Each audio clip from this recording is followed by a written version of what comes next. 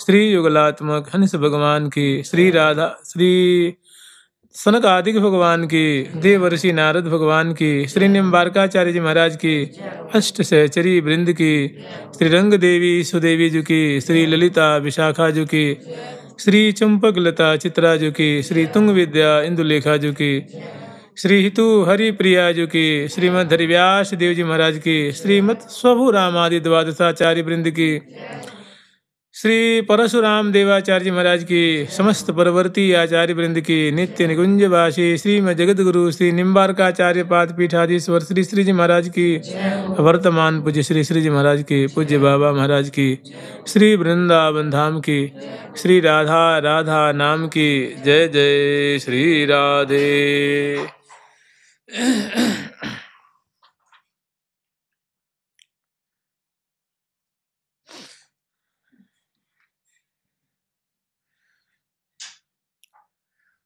आज पूज्य श्री विशाखा शरण बाबा महाराज की जयंती महोत्सव है। पूज्य श्री विशाखा शरण बाबा महाराज अपने समय के एक बड़े ही उच्च कोटि के रसिक संत रूप में इस रमण रेती क्षेत्र में विख्यात थे।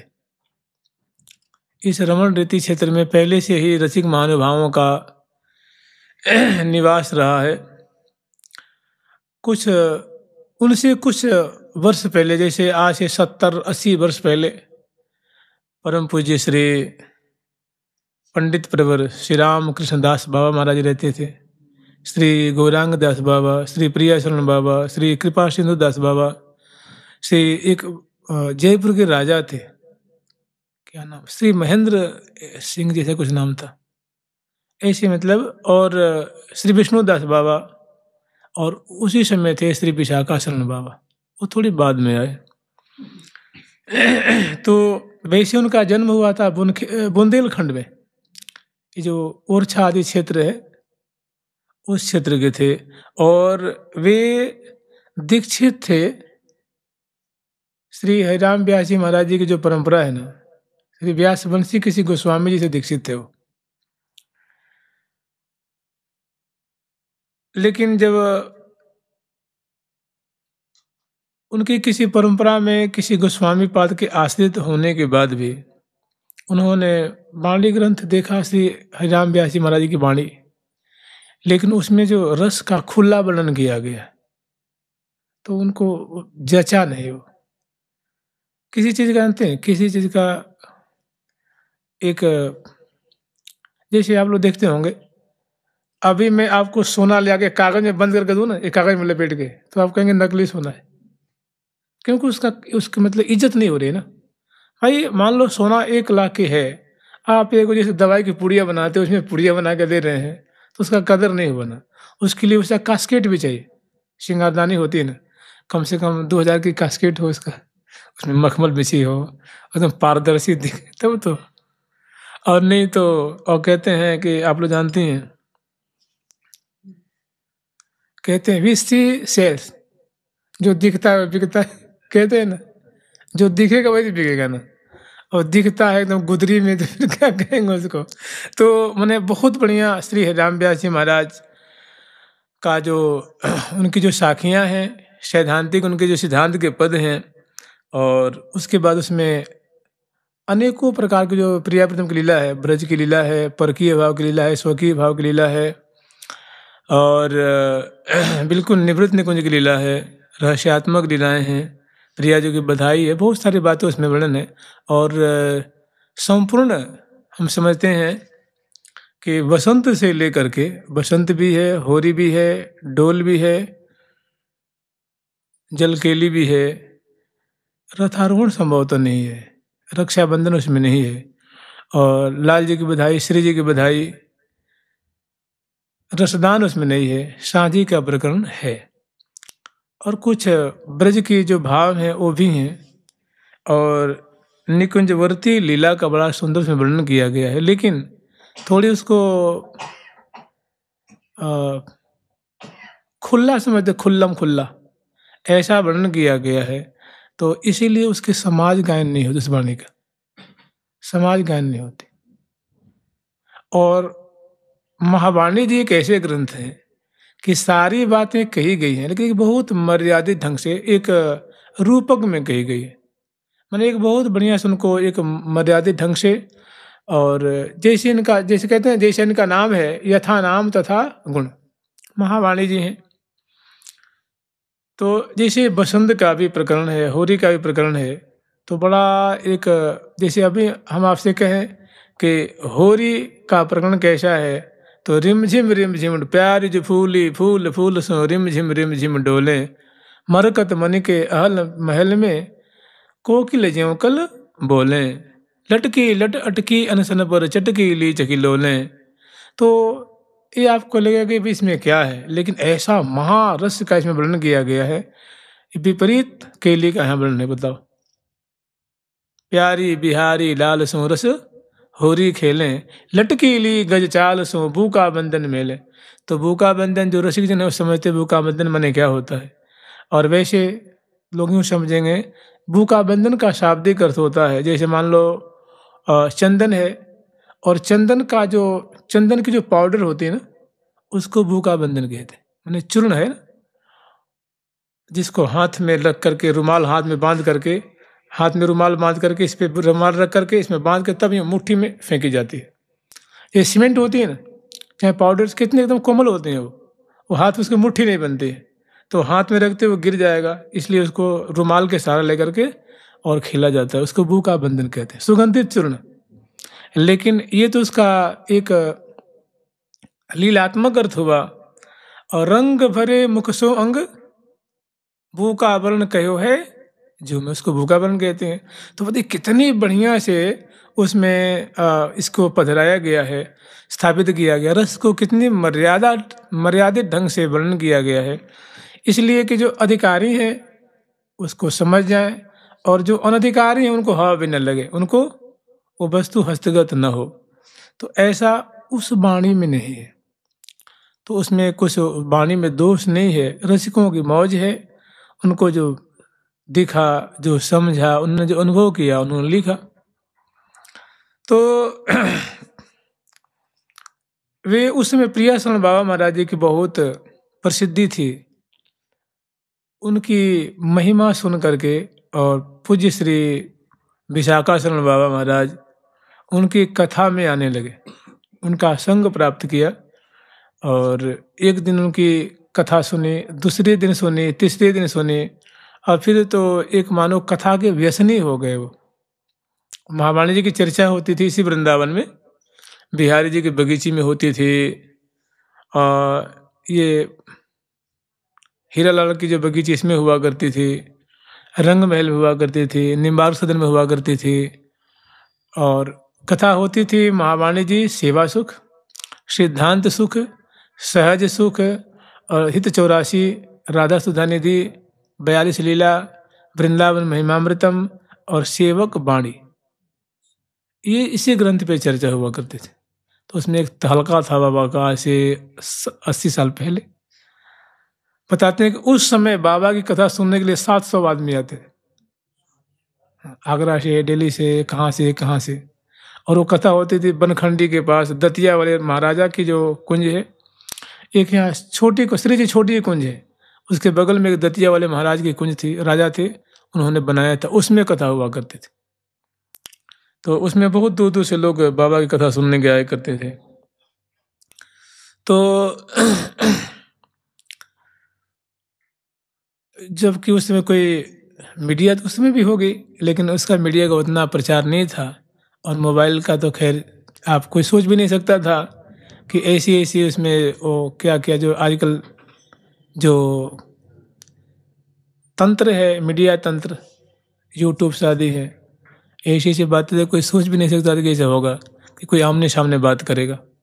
तो बाबा की कथा सुन करके ये पूज्य श्री विशाखा शरण बाबा इतने प्रभावित हुए कि उनके संग ही रहने लगे, और उनसे उन्होंने कहा कि महाराज जी हमें महावाणी जी सिखाइए। यद्यपि वो व्यासवंशी थे, व्यासवंशी वैष्णव थे, जैसे राधा वल्लभ वैष्णव हैं, टटिया स्थान के वैष्णव हैं। तो उन्होंने कहा कि भाई ये वाणी क्यों सीखना चाहते हो? तो उन्होंने कहा महाराज इसमें इतनी बढ़िया सेवा सुख है जो एक वैष्णव को चाहिए, भाई जैसे मान लो मनुष्य है, मनुष्य में वैष्णव हो गया और वैष्णव होकर के वो चाहता है कि हमें प्रिया प्रीतम की सेवा मिल जाए। तो मुझे लगता है कि मनुष्य जीवन की इससे बड़ी कोई उपलब्धि नहीं है कि एक मनुष्य जो श्री रंग देवी, जो सुदेवी, जो ललिता, जो श्री विशाखा, जो आदि आठों सखी बड़ी तत्परता से प्रिया प्रीतम की टहल कर रही हैं, उनकी केली का गान कर रही हैं, उनकी परिचर्या कर रही हैं, उनकी नामावली का गान कर रही हैं और दिव्य देह से दिव्य प्रिया प्रीतम की केली का अनवरत पान कर रही हैं, रोम रोम से पान कर रही हैं। ऐसा सौभाग्य तो किसी करोड़ों में बिरले किसी एक मनुष्य को हो सकता है। या मृदु रस के माहि रमी सोई भल जाने, श्री हरिप्रिया लड़ाय के पोषे निज प्राणे। या मृदु रस की मैंने जो श्री वृंदावन का जो रहस्य है, वृंदावन का नित्य विहार है, जो श्री महावाणी जी में वर्णन किया गया है, इस मधुर रस में या मृदु रस की माहि रमे, या मृदु रस के माहि रमी सोई भल जाने, इसमें रमण करने वाला, इसमें कलोल करने वाला कोई बिरला ही साधक होगा और वो जो होगा वो श्री हरिप्रिया सखी का कृपा पात्र होगा। उसको परम ज्ञानी समझना चाहिए, उसको बहुत समझदार समझना चाहिए, उसको परम कृपा पात्र समझना चाहिए। या मृदु रस की माहि रमी सोई भल जाने, श्री हरिप्रिया लड़ाय के पोषे निज प्राणे। फिर बाबा के संग में रहने लगे, अर्थात प्रिया शरण बाबा महाराज जी के संग में रहने लगे और उन्होंने कहा महाराज जी आप मुझे अपना शिष्य बना लीजिए।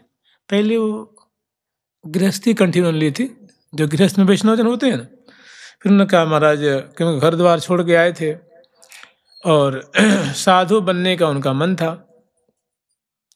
फिर बाबा ने कह दिया कि भैया हम तो किसी को शिष्य बनाते नहीं हैं और तुम मंत्र ले चुके हो तो हम तुम्हें शिष्य बना भी नहीं सकते। एक तो शिष्य रूप में स्वीकार करते ही नहीं है और जहाँ तक बात है शिष्य करने की, तो तुम्हें शिष्यता स्वीकार करने की आवश्यकता भी नहीं है क्योंकि तुमने परंपरा से दीक्षा ले लेनी है। हाँ, अब रही बात विरक्त होने की, विरक्त वेश तो मैं दे सकता। तो उन्होंने संतों से कह, जो संतों ने बाबा से आग्रह किया कि महाराज जी ये विरक्त वेश लेंगे तो आप ही से लेंगे। तो उन्होंने कहा ठीक है विरक्त वेश दे देंगे। और फिर उनको राधा नाम सुनाया बाबा ने, श्री राधा नाम जाप, और फिर महावाणी जी उनको सिखाई। महावाणी जी तो आप लोग जानते हो ब्रज में बाबा कई जगह रहे थे। श्री प्रिया शरण बाबा महाराज गिरिराज में भी रहते थे, प्रेम सरोवर में रहते थे, बरसाने में रहते थे और वृंदावन में ये रंग महल में रहते थे, या यहाँ सामने निम्बार्क सदन परिक्रमा में उसमें रहते थे। तो जब बाबा हाड़िया वन में रहते थे, हाड़िया वन आप जानते हैं, इस चौमा से और आगे चौमुहा गांव है ना, उससे कम से कम 10-12 किलोमीटर दूरी पे है, हाड़िया वन कहते हैं उसको। तो वहाँ बाबा रहते थे श्री प्रिया शरण बाबा महाराज, और उनसे महावाणी सीखने के लिए श्री विशाखा शरण बाबा वृंदावन से चले गए हाड़िया वन, वहाँ रहे और उनसे महावाणी सीखा करते थे और नाम जाप किया करते थे। बाबा का रोज का नियम था कि श्री प्रिया शरण बाबा हाड़िया वन से रोज पैदल आते थे वृंदावन, बिहारी जी का दर्शन करते थे और राधा वल्लभ जी का दर्शन करते थे, और राधा वल्लभ जी मंदिर में कथा होते थे श्री सेवक वाणी जी के। तो हम बड़ा एक बितंडावाद फैल गया कि बाबा जी इतनी बढ़िया कथा कहता है ये, मैंने सेवक वाणी पे इतना कमांड है, तो इसको राधा वल्लभी बनाया जाए तो बढ़िया। तो उन्होंने बहुत प्रयास किया, तो बाबा ने कि भैया, किसी बड़े बड़े महानुभावों ने कहा कि महाराज जितनी बढ़िया आप हमारी सेवक वाणी पे 84 पे बोलते हैं, इतना तो कोई बोलने वाला है नहीं, तो आप हित जी के शरण में क्यों नहीं हो जाते हैं, हित जी के शरण में क्यों नहीं हो जाते हैं। तो बाबा को क्रोध आ गया कि भैया हम तुम्हारे ग्रंथों का सम्मान करते हैं, इसका मतलब तुम्हारी इतनी ये साहस, ये दुस्साहस कि तुम कहो कि अच्छा बता तुम्हारे वंश में कौन है जो हमारे गले में कंठी बांधेगा, तुम्हारे है कोई जो हमारे गले में कंठी बांध दे। तो वो थर्राए बहुत। फिर लोग वैष्णव लोग थोड़े दुखी हुए कि भाई तुम्हें ऐसी बात नहीं कहनी चाहिए, क्या जरूरत है भाई, कितने प्रभावशाली महात्मा है। बोले मैं कान पकड़ता हूँ, गलती हो गई, लोगों ने मुझे भड़काया था इसलिए मैंने कह दी थी।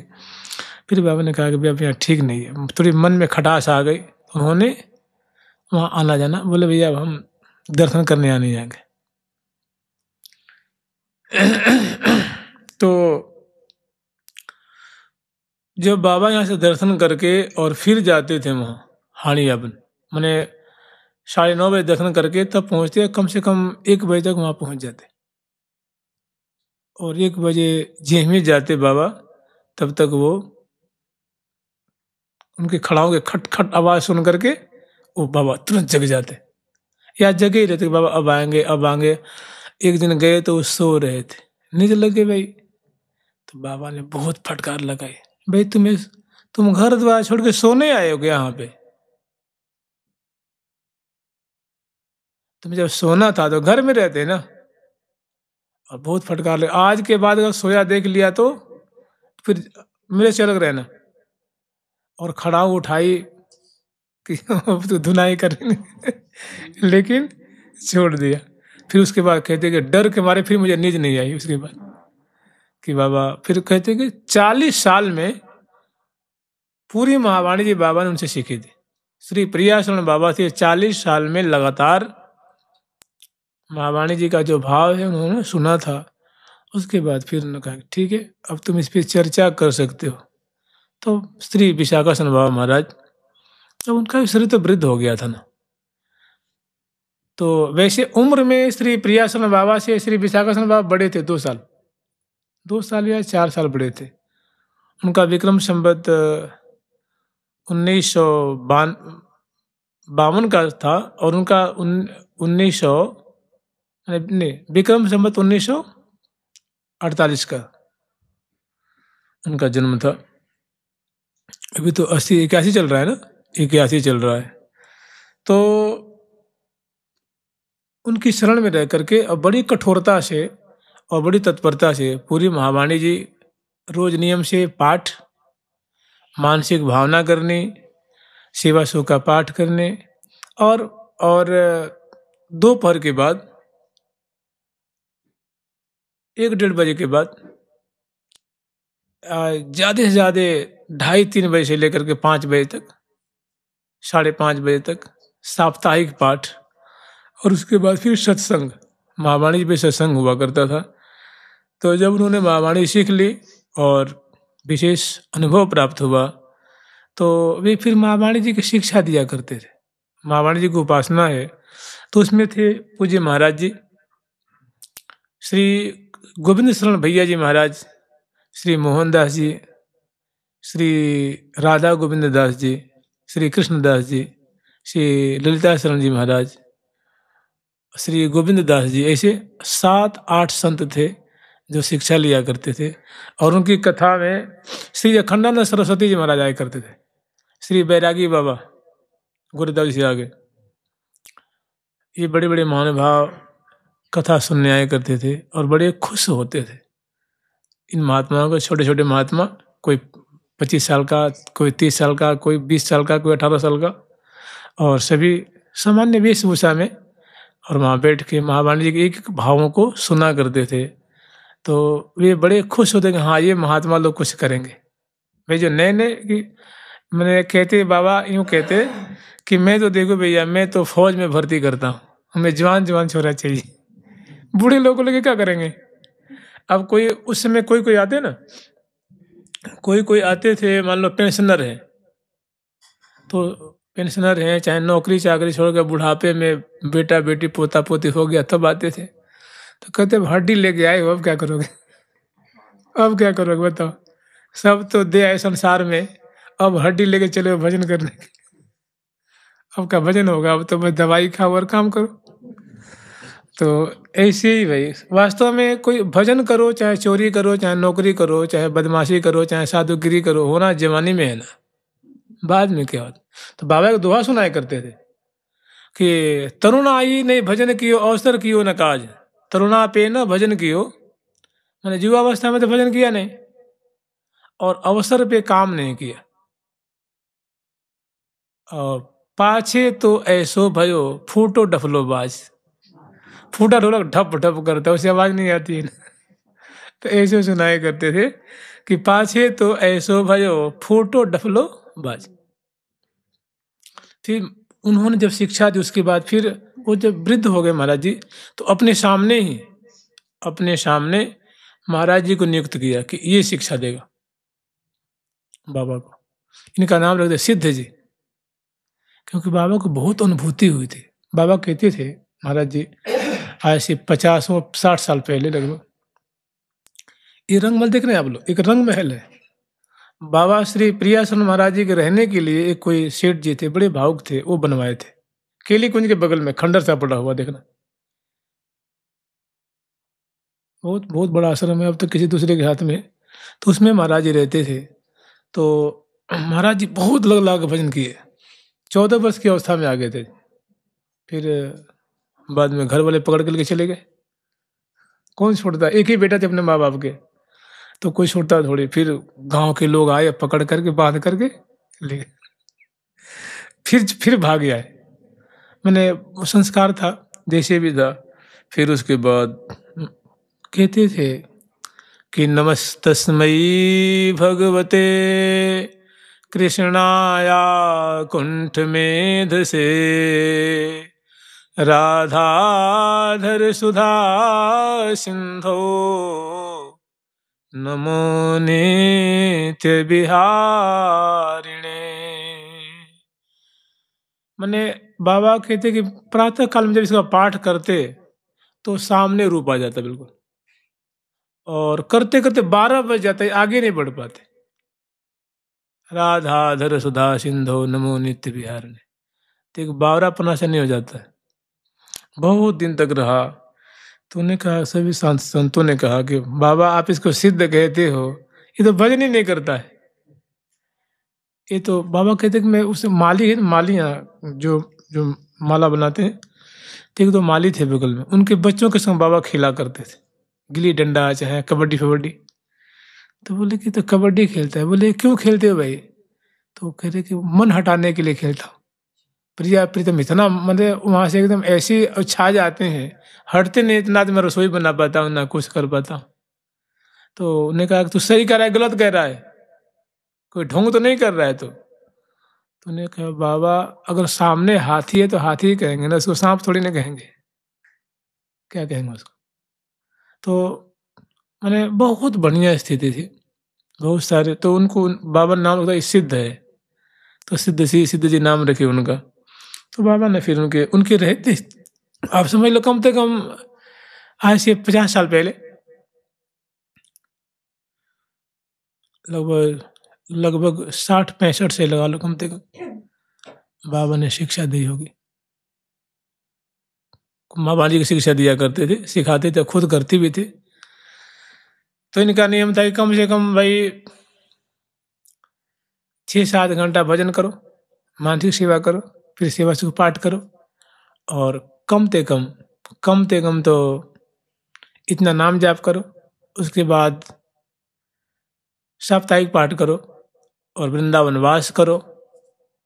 कुछ समय करो तब तो कुछ अनुभव होगा ना।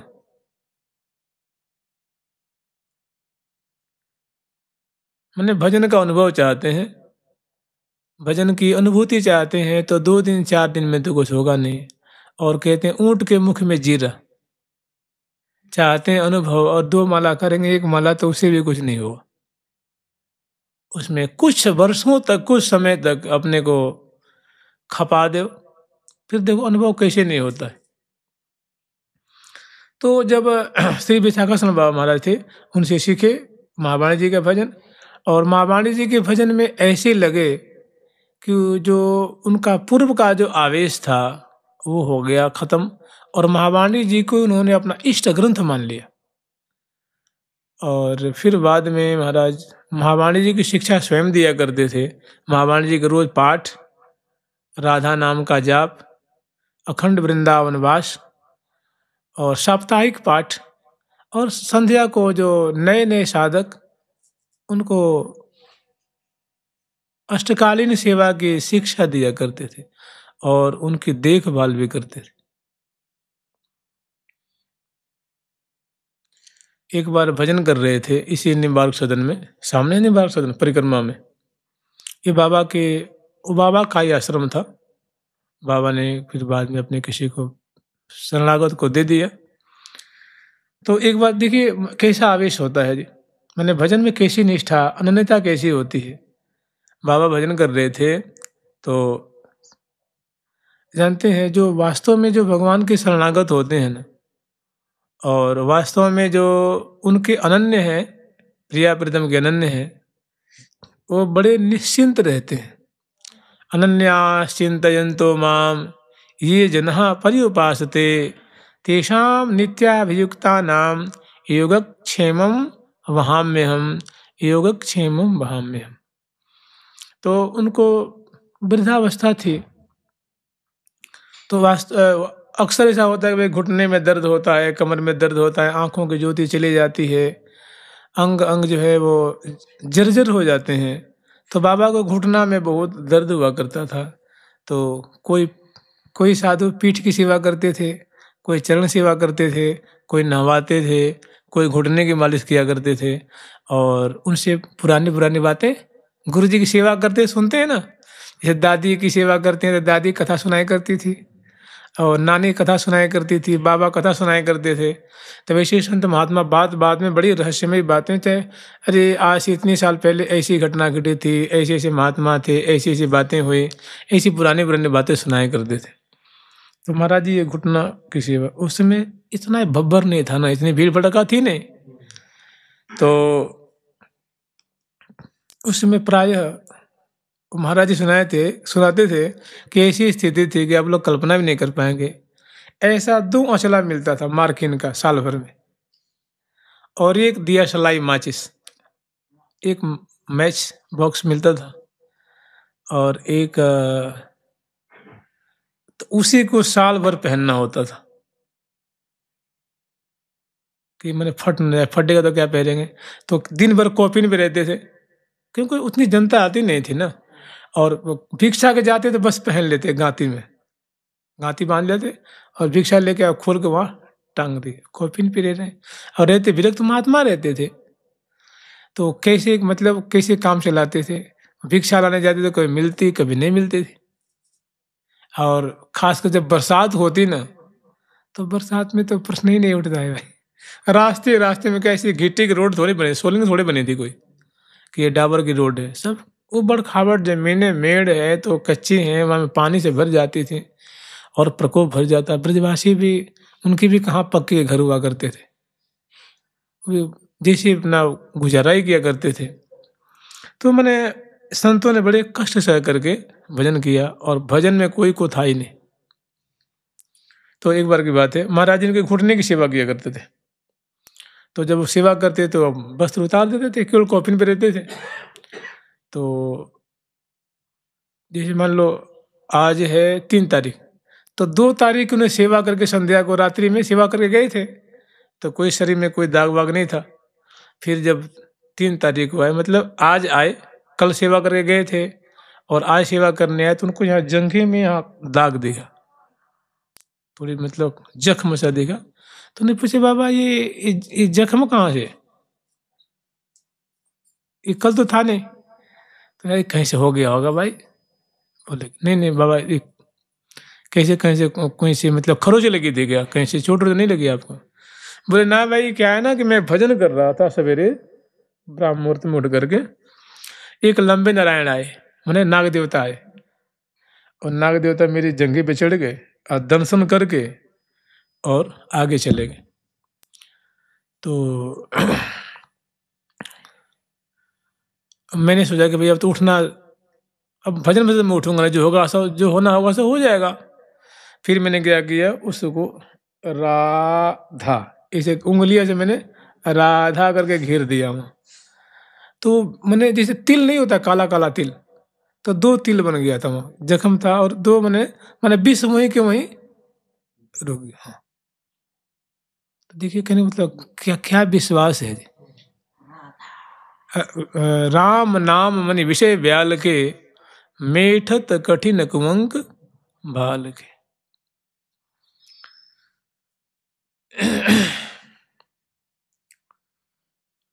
और की बात छोड़ दीजिए, आप लोग नाम श्रवण किए होंगे, सिद्ध महात्माओं में गिनती थी। श्री राधा बाबा के परम प्रिय मित्र थे श्री हनुमान प्रसाद पोद्दार जी महाराज के, श्री गया प्रसाद पंडित जी महाराज के संगी थे।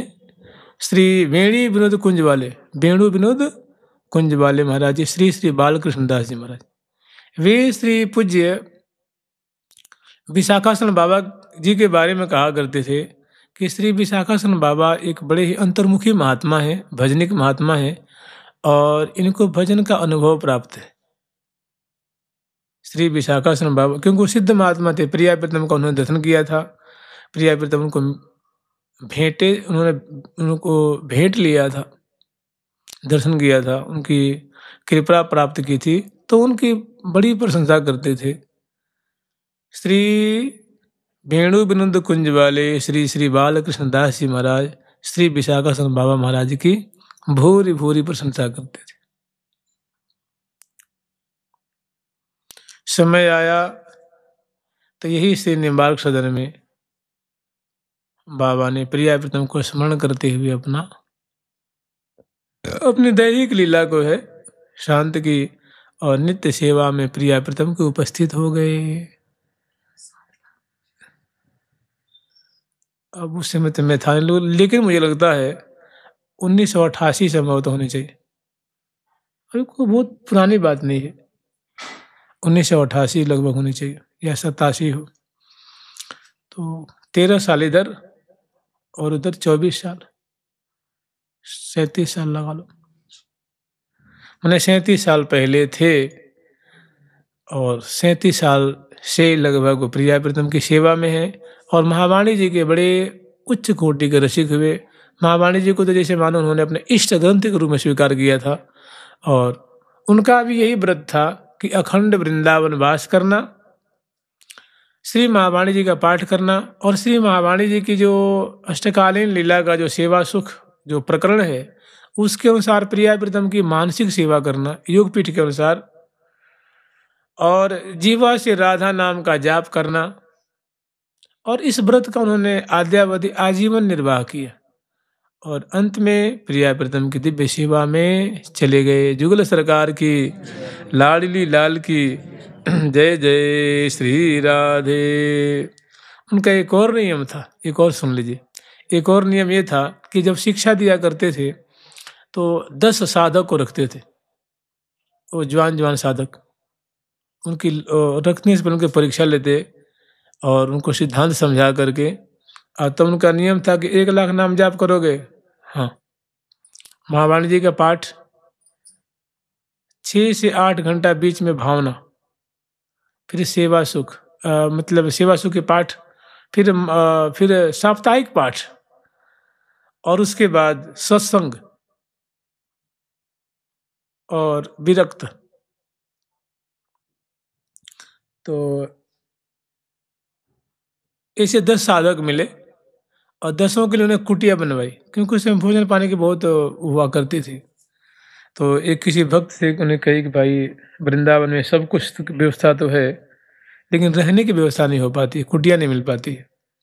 तो लोग तो बड़े सौभाग्यशाली थे, उन्होंने कहा तुरंत सुनते कि हम स्वीकार कर लिया, और उसके लिए 8-10 कुटिया बनवाए और उस साधुओं को रखा, और एक गार्ड रखा, मतलब उनकी देखभाल करने के लिए कि कौन साधु भजन करते हैं कौन नहीं करते। हाँ बिल्कुल, 4 बजे सबको जगा देता, और बिना पूछे कोई बाहर नहीं जा सकता। कर रही थी जाने का, कहीं अगर बाहर जाना है तो एक ही था कि लघु शंका जाने या शौच, क्योंकि उस समय शौच की व्यवस्था नहीं थी, बाहर जाना पड़ता, लोटा लेके जाना पड़ता था।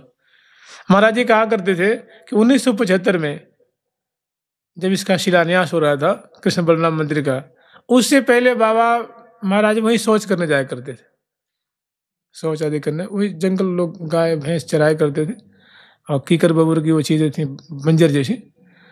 तो 75 या 76 में संभवतः शिलान्यास हुआ था।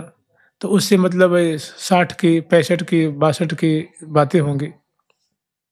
माने ऐसी जगह थी। आज देखिए, आज तो मुंबई फेल है यहाँ पे तो नहीं। माने कितना चहल पहल हो गया। तो उनका नियम था कि ऐसे 10 साधक को रखे थे और कुटिया बनवाई थी, और उनके लिए और सब व्यवस्था रखी थी, और उनको आगे बीच बीच में देखा करते, जंगला से झांक करके कि ये कहीं सो तो नहीं रहे हैं, कोई फांकीबाजी तो नहीं कर रहे हैं, कोई लापरवाही तो नहीं कर रहे हैं। और लापरवाही करते तो उनको दंड दिया जाता था, कान पकड़ के उठो बैठो, और खड़ा खड़ा होकर जप करके दिखाओ, ऐसी कुछ बातें थी। तो उसमें जो साधक थे बहुत अच्छे निकले। एक भैया जी महाराज थे, आपने दर्शन किया होगा, भैया जी महाराज। एक महाराज जी थे। इसमें 2 विशेष निकले, और भी भजन किए थे, महात्मा थे। अब तो उसमें से कोई रहा नहीं जी, एक एक मूर्ति है। हाँ, वो महात्माओं की रसोई बनाया करते थे। उनने कहे कि हम सभी संतों के लिए रसोई में बनाया करूंगा। श्री ललिताश्रम जी महाराज, वो एक बाबा ने, कृष्णदास बाबा, हाँ ये भी थे। हाँ, तो और तो श्री मोहनदास जी पधार गए, राधा गोविंद दास जी महाराज पधार गए, भैया जी पधार गए, बाबा पधार गए, श्री मोहनदास जी महाराज पधार गए, श्री गुरु गोविंद दास जी महाराज थे, वो पधार गए। अब उसमें 2 मूर्ति थे, 1-2 मूर्ति रह गई हैं, तो भी वो भी बहुत बुजुर्ग है। अब उनसे चला नहीं जाता है, उठा नहीं जाता है, बैठा नहीं जाता है। जुगल सरकार की, लाडली लाल की, श्यामा श्याम की, वृंदावन धाम की, जय जय श्री राधे श्याम। अब थोड़ा सुन लीजिए श्री राधा सुधा निधि। जुगल सरकार की। जीने